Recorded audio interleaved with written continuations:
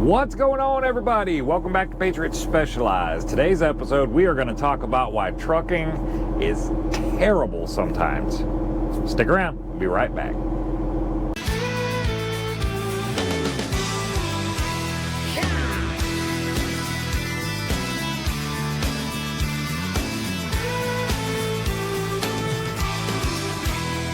We ride across these plains and prairies, Rocky Mountain highs, fade off into the distance like ghost riders in the sky. Black smoke and white line, steel horses side by side. It's more than just a living, y'all. Hell, it's our way of life. We're the last of the cowboys, the giddy up gone boys. 18 wheels on the concrete, it's a slow and dying breed, rolling like Jesse James, modern day outlaw game. If you're out here riding with me, come on back and make some noise. We're the last of the cowboys. All right, guys, thanks for tuning back into Patriot Specialized today. Man, today, I don't usually, I try not to be super negative, or I try to always put a positive spin on things. I'm generally a fairly positive person, but I always try to put a positive spin on things, and I try to make light of situations that may have been more difficult. And there's a lot of reasons for that, and mainly it's my personality. But mainly the other thing, aside from my personality, is that it really doesn't do you any good. Doesn't do you any good to get super upset. But I'm not gonna lie, I was very upset. So what happened here is, you guys know last week I took a AMPV down to Anniston, Alabama, and then I reloaded a partial AMPV. Was supposed to be a haul. It actually ended up being a drivable unit. We had to tarp that thing. I didn't have a chance. It's not that I didn't have a chance, but I didn't have a chance while it was daylight to do any filming on that thing. Obviously, we can't film on site. It's a huge, big deal. And I was going to stop, but due to this situation, stopping was not an issue, or not a thing I could do. I was trying to get to. My delivery and my pickup took about 6 hours to get everything done. There were a lot of trucks there at delivery, so that took a little while. And then when I got over to my pickup, those guys were on lunch, and then there was some ridiculousness that I was under the impression this was just the haul, no wheels, no tracks, no anything, just the haul. So I thought they were going to load it with a forklift. At no point did I think that I needed to detach for them to do that. So I'm sitting there ready to go, got my outrigger boards because they are required for that. My outrigger boards set out, trailers all set up, ready to go, and I was sitting there waiting on them to come back from lunch or whatever. And it turns out that these guys had already come back from lunch, and they were sitting behind me in their bay waiting on me to detach in order to bring the machine over. Waiting on me to detach that I didn't know I was supposed to detach. So that was very, very frustrating when the girl came out with the paperwork and she said, "Oh, they're just waiting on you to detach. They've been sitting over there watching you." And I'm like, what? Like, why didn't they come over and say something? I didn't even know I was supposed to detach. So I got detached, they brought the machine over, they put it on, didn't need the outriggers, had just brought the same unit down without the outriggers, didn't need the outriggers. It was just one of those things. So that was a little bit frustrating. Those are things that they happen. Lack of communication, it seems to be an issue. These things happen. So I wasn't too upset about that. I was a little bothered by the fact that it was going to take a lot longer to get done what I had to get done, and it set me kind of far behind from where I wanted to be. Which the reason I was upset is because Chattanooga, everybody knows that going through Chattanooga at a high traffic time is just terrible right now. And that particular time, they were evacuating Florida for the hurricane. I-40 was closed down for the last hurricane, so there was a lot of traffic going through Chattanooga. I was trying to get through there before that was a problem. And because of this situation with them taking a little bit longer to get me unloaded and then taking a little bit longer to get me reloaded, that was very quickly not a thing. So I knew I was going to hit Chattanooga right at the worst time, and I did. And I spent about an hour and a half or so in the traffic in Chattanooga. And then I finally get rolling again out of Chattanooga, get some speed up, and I made it about 12 miles, and boom, I ran into one of the largest backups that I've ever heard of. I have never heard of a backup being, you hear about them being 5, 10 miles, 2 miles, 1 mile. You hear about that quite often. This backup was 42 miles. 42-mile backup. That's the biggest backup I've ever seen in my 26-year career. That's the biggest backup I've ever seen. And this whole thing spanned about, well, Google was saying it was an hour and a half, but that was gibberish. I don't even know where they got that number from. I don't know. Maybe that was super early, but we were about 4 hours in that traffic. And unfortunately, sometimes this doesn't bother you. Sometimes you can adjust. You can go on duty, use up your on-duty time when you're sitting in traffic. You can, when you're sitting still, you go on sleeper berth and not affect your drive time. This particular situation, there was one lane open up there where this accident happened, and these guys were moving at 1 mile an hour more than what would trigger my logbook. So we were running about 7 miles an hour, which was triggering my logbook and triggering my logbook and trigger. I would try to go on duty when we'd stop, and then it would trigger my logbook, and it was just, there was nothing like it. I ended up stopping in Knoxville. I was about halfway between Chattanooga and Knoxville when I ran into that accident, and I ended up stopping in Knoxville that night, which, because of that, caused me not to be able to make delivery on Thursday while they were there anyways. While first ship was there, not to be able to make delivery on Thursday with enough time to get back toward Ohio to get my next reload picked up. That's where the most upsetting part, I think, was I missed out on we're going to call it a $5,500 load in Ohio because this one traffic accident. And this is situations that we have no control of. We can't control when somebody has an accident. We can't control when people aren't paying attention. We can't control when things happen. And they call them accidents for a reason, but there's so much distracted situations going on in these vehicles these days that I'm not sure that we should call them accidents anymore, because it seems like the majority of them are not accidents. They're people not paying attention. So unfortunately, that's what happens in trucking, is if you get into a situation like that where it's something that's completely out of your control and it ends up affecting you and your bottom line, your paycheck, your, whatever. It ends up affecting you in a negative way, which is what happened to me on Thursday evening. And then it just continued. It seemed like nothing I could do. I just kept getting in traffic situations. Now today, I got in some traffic situations, and those I knew was coming. Like, it just, when you come out on the East Coast, there are certain cities on the East Coast that you know it's going to be a thing. New York City, anywhere near New York City, you're going to get in traffic. New Jersey, the New Jersey Turnpike. You come down south of there, you get into Delaware, you're going to get into a little bit of traffic around Christiana, Delaware.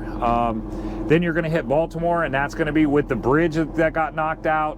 Baltimore is a situation. Washington, D.C., I don't know that there is a good time to go through Washington, D.C. I just don't know. I did that this evening twice, and it did not affect me this evening. Luckily, I was able to plan for it and get this done anyways. So it did affect a little bit on how much further I could have left Landover, Maryland, D.C. today, where I just picked up from. I could have left there and went to Hagerstown, maybe even Breezewood. I could have got a significant more distance ran off this load tonight than what I ended up having to do. I ended up having to come back north on 95 and go to Jessup for the night because it was the only place that I could make it to with the hours that I had. So again, gonna cause me to be a little bit later tomorrow on what I want to do, but yeah, this is one of them things. Like, trucking is, you need to be prepared for this kind of stuff when you're trucking, and the frustrations and the undoubted time changes that you're going to have to make. This is also why we can't make plans very far in advance, because these situations right here, if I was to book out a whole week and then I have one situation happen in the beginning of the week, it's going to affect every single load I got after that. So it's very, very scary for us to plan out a little bit longer than 1 or 2 days, because you end up in situations like this where you have to start changing things, and if you got too many people that you got to call, you're going to lose loads, you're going to lose money, and you're going to lose credibility. So these are all things that I don't want to lose, none of those things. So I do my best to not get myself in situations where I have to make those calls or give back loads or whatever, and I've been pretty successful at it. Now, fortunately, the load I was supposed to pick up in Ohio, I was able to postpone that, move that to Monday because I couldn't get to it on Friday. So I did still manage to get that load, and in the end it worked out okay, because that load, it's better for that money to be on this week than last week. So I did end up still getting it, and it all worked out in the end. But these are the frustrations that we deal with on a daily basis. However, I do want to say, on delivery of today's load, this delivery restored my faith a little bit in people, in the generation coming up behind us, and in parenting of a lot of people.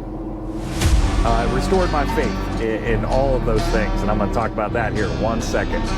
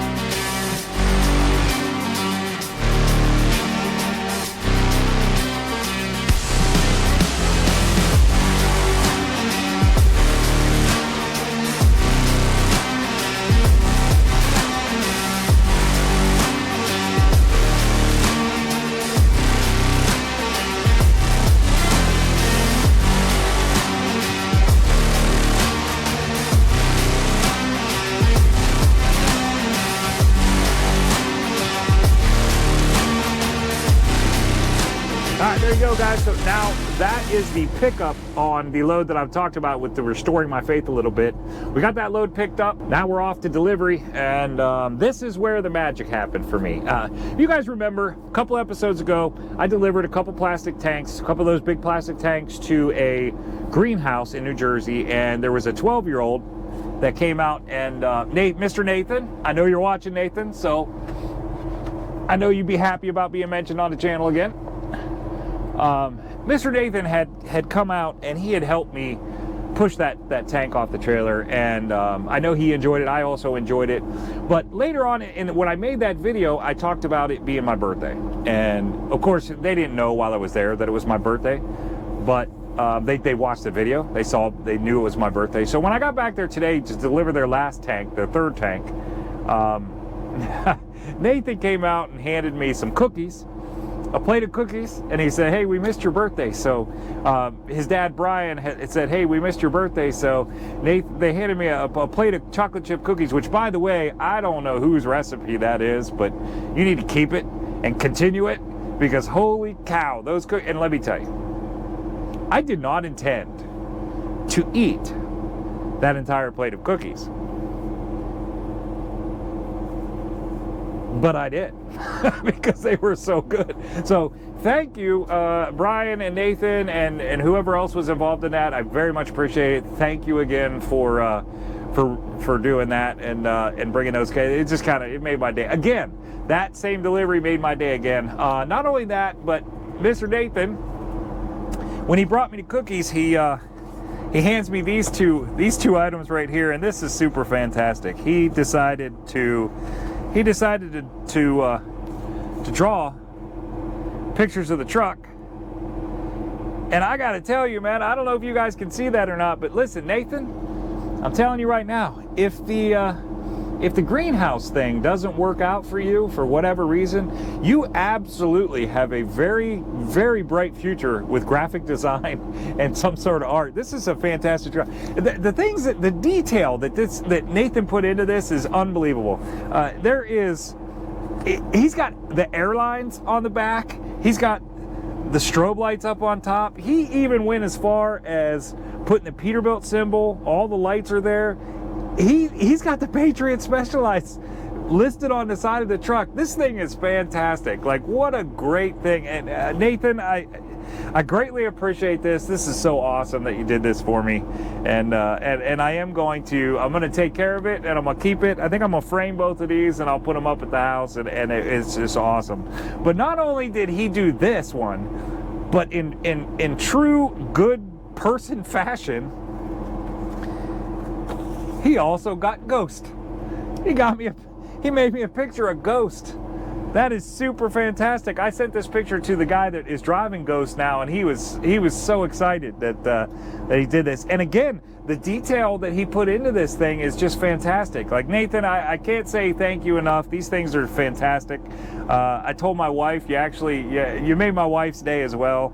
She was so excited to see the pictures and hear that you had done this. So again, thank you guys. I appreciate it. So cool that you did this, and I will. It's something I'm going to hold on to for a long time, and I appreciate it. That being said, Nathan, when he came out, prior to handing me the cookies and the pictures, when he came out, this 12-year-old kid was driving the forklift to bring it out, to park it so that we could roll that tank off. 12 years old, driving the forklift. Brian, listen, thank you for being a great parent and teaching this kid work ethic and manners. And I mean, this kid gave me a firm handshake when I was getting ready to leave today. He stepped right up, shook my hand, and it was a very solid, firm handshake. And that is only taught by your dad and your parents. So I just wanted to say I appreciate it, and I think the world of Nathan, and I think the world of Brian, and I appreciate a great delivery. So now we're gonna get this thing delivered. You're gonna see here in a second. Little Nathan's gonna help me push that thing back off again. We're gonna get that delivered. I did not get any film of the second delivery up in Goshen, New York. The second tank that's on there, I ran it up to Goshen, New York. It was at a food service company, and for whatever reason, apparently this food service company thinks that there's some top secret thing in there that we're not allowed. There was no filming, no pictures allowed on site at a food service place. I'm a little confused by that, but whatever. I don't know what they're making in there. Maybe it's good stuff. I don't know. But they wouldn't allow me to film, so I didn't.